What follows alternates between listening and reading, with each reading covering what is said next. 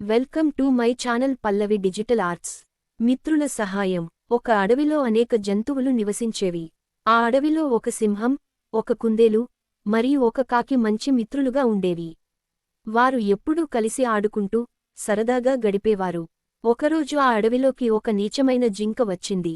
ఆ జింక అడవిలో ఇతర జంతువుల ఆహారం దొంగతనం చేస్తూ వాటితో గొడవలు పడుతూ ఉండేది.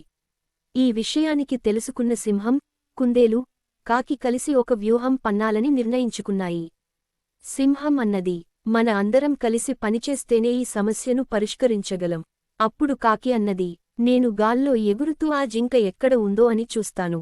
కుందేలు చెప్పింది, నాకు శీఘ్రంగా పరుగెత్తగల సామర్థ్యం ఉంది. నేను దాని దారిని ఆపుతాను.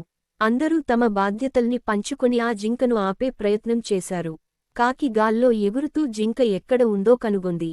కుందేలు తన వేగంతో ఆ జింకను అడ్డుకుంది. సింహం తన గర్జనతో జింకను భయపెట్టింది. ఆ జింక ఇకపై ఆ అడవిలో ఉండకుండా అక్కడి నుండి పరారైంది. ఆ తరువాత అడవిలో మళ్లీ శాంతి నెలకొంది. సింహం, కుందేలు, కాకి అంతా కలిసి నవ్వుకుంటూ చెప్పారు, ఏ పని అయినా మిత్రుల సహాయంతో చేస్తే విజయం సులభం. నీతి: మిత్రుల సహకారం ఎంత ముఖ్యమో ఈ కథ మనకు తెలియజేస్తుంది. Thank you so much for watching. Please like, share and subscribe.